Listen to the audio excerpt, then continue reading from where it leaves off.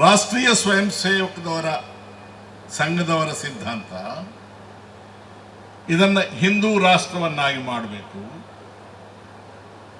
100 ವರ್ಷಗಳ ಒಳಗೆ ಮಾಡ್ತೇವೆ. ಅವ್ರದ್ದೊಂದು ಪ್ರೋಗ್ರಾಮ್, ಅದೊಂದು ರಾಜಕೀಯ ಸಿದ್ಧಾಂತ.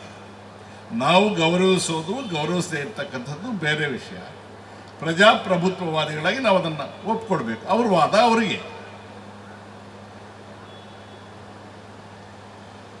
Doctor B.R. ಅಂಬೇಡ್ಕರ್ ಅವರಿಗೆ ಬಹಳ ಜನ ತಪ್ಪು ತಿಳ್ಕೊಂಡಿದ್ದಾರೆ, ಅವರು ಫ್ರೀಡಮ್ ಮೂವ್ಮೆಂಟ್ ಅಲ್ಲಿ ಇರಲಿಲ್ಲ ಅಂತ. ಅವ್ರಿಗೆ ಅವ್ರದೇ ಆದ ಸಮಸ್ಯೆ ಇತ್ತು. ಶತಮಾನಗಳಿಂದ ಮನುಷ್ಯರನ್ನಾಗಿ ಕೂಡ ಅವರನ್ನು ನೋಡಿರೋದಿಲ್ಲ.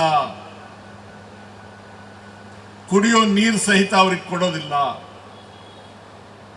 ಸಂಜೆ ಕತ್ತಲಾದ ಮೇಲೆ ಅವ್ರ ಮುಖ ನೋಡೋದಿಲ್ಲ. ಅವರು ಅಸ್ಪೃಶ್ಯರು ಅಂತ ಹೇಳಿ ಯಾರೂ ಅವರನ್ನು ಮುಟ್ಟಿಸಿಕೊಳ್ಳೋದಿಲ್ಲ. 1931 ದುಂಡು ಮೇಜಿನ ಸಭೆಗೆ ರೌಂಡ್ ಟೇಬಲ್ ಕಾನ್ಫರೆನ್ಸಿಗೆ ಹೋದಾಗ ನನಗೆ ಯಾವುದು ತಾಯ್ನಾಡು ಅಂತ ಕೇಳ್ತಾರೆ ಅಂಬೇಡ್ಕರ್ ಅವರು.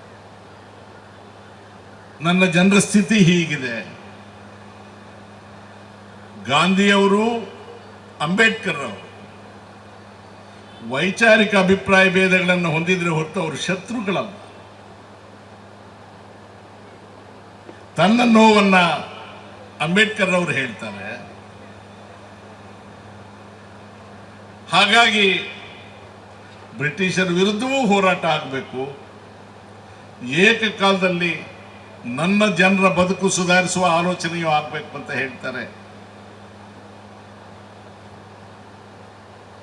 ಹಿಂದೂ ಧರ್ಮದಲ್ಲಿ ನನ್ನ ಸ್ಥಾನ ಏನು ಅಂತ ಕೇಳ್ತಾರೆ.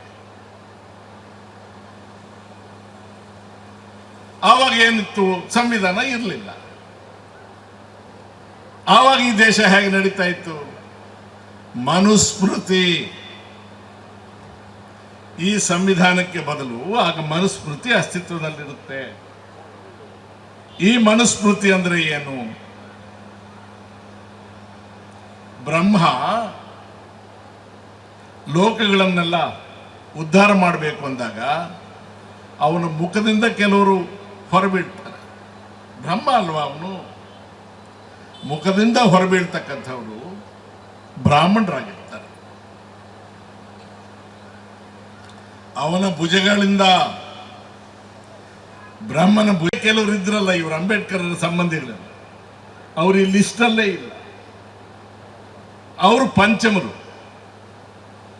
ಅವ್ರ ಡ್ಯೂಟಿ ಯಾಕೆ ಅವ್ರನ್ನ ಮನುಷ್ಯರ ಲಿಸ್ಟಿಗೆ ಹಾಕಿಲ್ಲ ಅಂದ್ರೆ ಅವ್ರ ಊರೊಳಗೆ ಇರೋ ಹಂಗಿಲ್ಲ, ಯಾರು ಅವ್ರನ್ನ ಮುಟ್ಟಿಸ್ಕೊಳ್ಳೋ ಹಂಗಿಲ್ಲ, ಅವ್ರೆಲ್ಲೂ ಬರೋ ಹಂಗಿಲ್ಲ, ಬೆಳಕಾದ ಮೇಲೆ ಅವ್ರ ಮುಖ ನೋಡಿದ್ರೆ ಅನಿಷ್ಟ ನೋಡೋ ಹಂಗಿಲ್ಲ.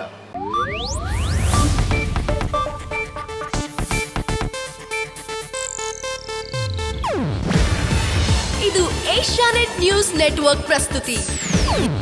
ನೀವು ನೋಡ್ತಿದ್ದೀರಾ ಏಷ್ಯಾನೆಟ್ ಸುವರ್ಣ ನ್ಯೂಸ್.